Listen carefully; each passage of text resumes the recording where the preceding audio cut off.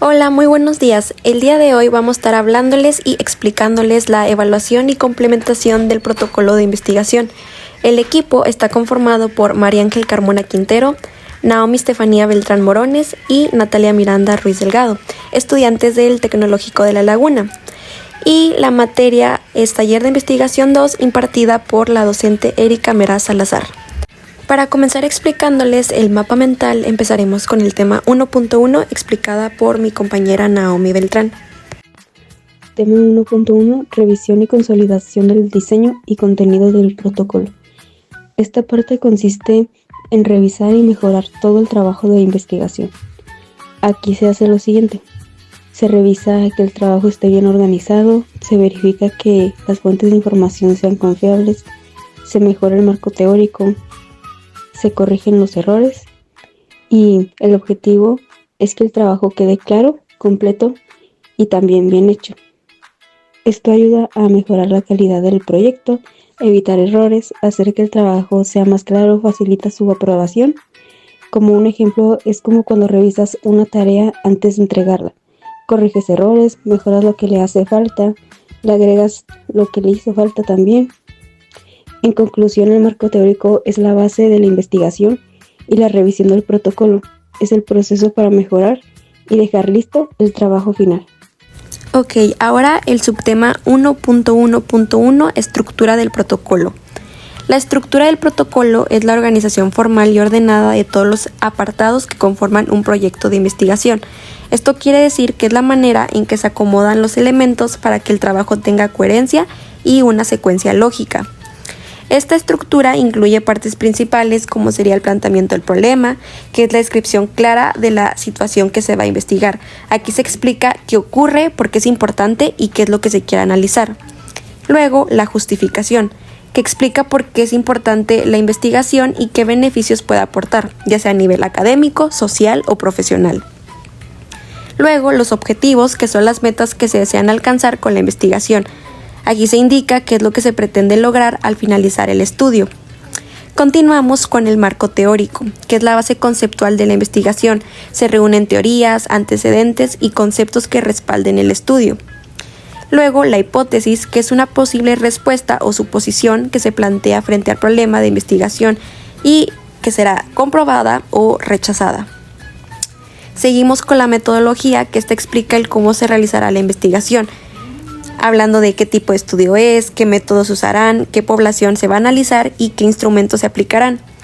Luego, el cronograma y recursos. El cronograma organiza las actividades en un tiempo determinado y los recursos indican qué materiales humanos o económicos se necesitarán. Y por último, las fuentes bibliográficas, que son las referencias utilizadas para fundamentar la investigación y dar respaldo teórico al trabajo.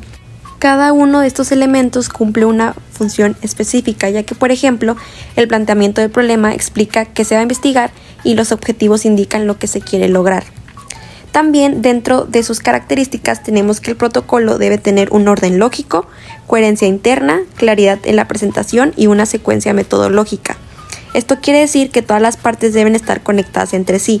Por ejemplo, los objetivos deben relacionarse directamente con el problema y la metodología debe permitir alcanzar esos objetivos. En pocas palabras, la estructura del protocolo funciona como el esqueleto del proyecto de investigación, ya que organiza, da sentido y asegura que el trabajo tenga una base sólida y bien planificada antes de llevarse a cabo. Continuando con el tema 1.1.2, que son las fuentes de consulta. Las fuentes de consulta son todos los recursos informativos que utilizamos para fundamentar y respaldar nuestra investigación. Estas son esenciales porque nos proporcionan la base teórica y conceptual que sustenta el protocolo y permite que nuestro trabajo tenga validez académica. En una investigación no podemos basarnos en opiniones personales, necesitamos información confiable que haya sido investigada previamente. Por eso las fuentes nos ayudan a definir lo que son los conceptos clave, conocer antecedentes del tema, comparar diferentes posturas teóricas, evitar repetir estudios ya realizados y dar una mayor credibilidad al trabajo. Dentro de las características o elementos importantes, tenemos que es fundamental que sean confiables, ya que deben provenir de autores reconocidos, de revistas científicas o instituciones académicas. También que estén actualizadas para que la información sea vigente, que sean relevantes, ya que realmente deben aportar al tema que está investigando, accesibles y verificables para que cualquier persona pueda revisar la información. Y debe estar correctamente citadas para respetar los derechos de autor y evitar el plagio. Además, las fuentes de consulta se clasifican en 3 tipos, que son las primarias, que estas contienen información original como artículos científicos, encuestas o entrevistas. Las secundarias, que analizan o interpretan información primaria como libros o revisiones académicas. Y las terciarias, que organizan información como enciclopedias o bases de datos. Las fuentes de consulta son fundamentales porque le dan un sustento y un respaldo a nuestro protocolo de investigación. Sin ellas, el trabajo carecería de fundamento científico. Tema 1.1.3. Marco teórico desarrollado. El marco teórico es la parte donde se explica la teoría en la que se basa la investigación. Esto quiere decir que aquí se busca información de otros estudios, conceptos y autores que hablen del mismo tema para entender aún mejor el problema. El marco teórico incluye lo que vienen siendo antecedentes, bases teóricas, marco conceptual y coherencia. Antecedentes son investigaciones anteriores parecidas al tema. La base teórica son teorías y conceptos que ayudan a explicar el tema. El marco conceptual es donde se explican las palabras importantes del trabajo. Y la coherencia, todo debe estar relacionado con las preguntas y los objetivos de la investigación. En pocas palabras, el marco teórico sirve para dar fundamentos y respaldo a lo que viene siendo nuestra investigación. Con un ejemplo sencillo podemos ver que se investiga por qué los alumnos no usan la biblioteca. Aquí pondríamos teorías sobre hábitos de lectura o lo que vienen siendo las motivaciones. Hola, soy María Ángel Carmona Quintero y les voy a hablar sobre el 1.1.4 metodología. ¿Qué es la metodología? Es el estudio organizado de los métodos y técnicas que se utilizan para realizar una tarea o investigación. Se enfoca en cómo se hace y no en el contenido. Dentro de sus tipos tenemos a la metodología cualitativa. Esta se centra en obtener datos no numéricos, como opiniones, experiencias o percepciones. También tenemos a la metodología cuantitativa.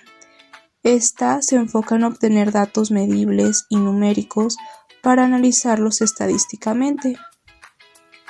Y por último, tenemos a la metodología mixta. Combina métodos cualitativos y cuantitativos para obtener información más completa. Ahora, pasando a los instrumentos de recolección de datos, tenemos que en las investigaciones cualitativas está el análisis del discurso, entrevistas en profundidad, etnografía, grupos focales, investigación-acción participativa, observación participante e historia de vida. Y en las investigaciones cuantitativas están las encuestas. Y ahora, pasando a lo que son las ventajas, tenemos que da orden y estructura.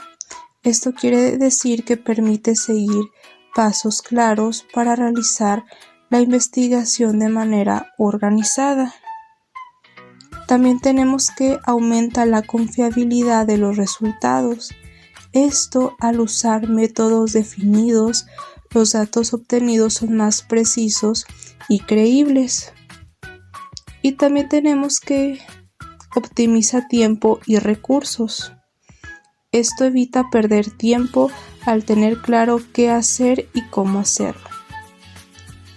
Y también tenemos las desventajas. Puede ser rígida. Seguir un método específico puede limitar la creatividad o la exploración de nuevas ideas. Requiere tiempo y planificación. Diseñar la metodología adecuada puede ser un proceso largo y detallado. Y también tenemos que limitaciones de acceso a información. A veces no es posible obtener todos los datos necesarios, lo que afecta la investigación. 1.1.5 Definición de variables y operacionalización. ¿Qué son las variables? Una variable es un atributo medible que puede cambiar durante una investigación y permite comprobar resultados. Dentro de sus tipos tenemos variables según su operatividad. Esta se divide en variables cualitativas y variables cuantitativas. Las variables cualitativas describen los datos por categorías o características. Esta se divide en dicotómicas y politómicas. Y las variables cuantitativas representan una cantidad medible. Estas se dividen en discretas y continuas. Otro de los tipos son las variables según su relación con otras variables. Ahí podemos encontrar variables dependientes. Es la que se prueba o se mide en un experimento científico. Luego tenemos variables independientes. Es el tipo de variable que se cambia o controla en un experimento científico. También tenemos variables moderadora. Modifica la relación entre variables. Y también tenemos variables extraña. Factor externo que puede afectar los resultados. Otro de los tipos son las variables según su escala. Ahí podemos encontrar variable nominal. Se utiliza para nombrar o etiquetar variables, no tiene un orden. Variable ordinal. El orden de los valores es lo importante. Luego tenemos variable de intervalo. Son escalas numéricas en las que conocemos tanto el orden como las diferencias exactas entre los valores. Y por último tenemos variable de razón. Informa el orden y el valor exacto entre unidades. Ahora pasando a la operacionalización, esta nos dice que es el proceso de convertir conceptos abstractos en variables medibles para poder estudiarlos. Su importancia, tenemos que aumenta la fiabilidad y validez de los resultados, reduce la subjetividad y mejora la objetividad, permite recopilar y analizar datos cuantificables para tomar decisiones. Y también nos dice que facilita la comprensión de conceptos abstractos. 1.1.6 Diseño y validación de instrumentos de recolección de datos. Diseño de instrumentos. Busca crear herramientas para recolectar datos precisos y relevantes, asegurando la fiabilidad y validez y adaptándolas al contexto de la investigación. ¿Qué es la validez? Es el grado en que un instrumento mide correctamente lo que pretende medir. Dentro de sus tipos tenemos validez de constructo, que nos dice que consiste en garantizar que el método de medición coincida con el constructo que se desea medir. Para entender un poco más lo que es un constructo, nos dice que se refiere a un concepto o característica que no se puede observar directamente, pero que se puede medir observando otros indicadores asociados con él. Otro de los tipos de validez es validez de contenido, que nos dice que evalúa si una prueba es representativa de todos los aspectos del constructo. También tenemos validez aparente. Considera cuán adecuado parece ser el contenido de una prueba a primera vista. Es una evaluación más informal y subjetiva. Y por último tenemos validez de criterio. Evalúa que también una prueba puede predecir un resultado concreto, o que también los resultados de su prueba se aproximan a los resultados de otra prueba. Ahora, para validar un instrumento de investigación hay unos pasos que hay que seguir. El paso 1 nos dice que hay que probar el instrumento. El paso 2, realizar una prueba piloto. El paso 3 nos habla de limpiar los datos obtenidos. El paso 4, analizar los componentes de los datos. Paso 5, revisar la consistencia de las preguntas. Paso 6, ajustar y revisar la encuesta final. Y con esto terminamos la explicación de nuestro mapa mental. Esperamos que el contenido haya sido claro y preciso. Muchas gracias por su atención.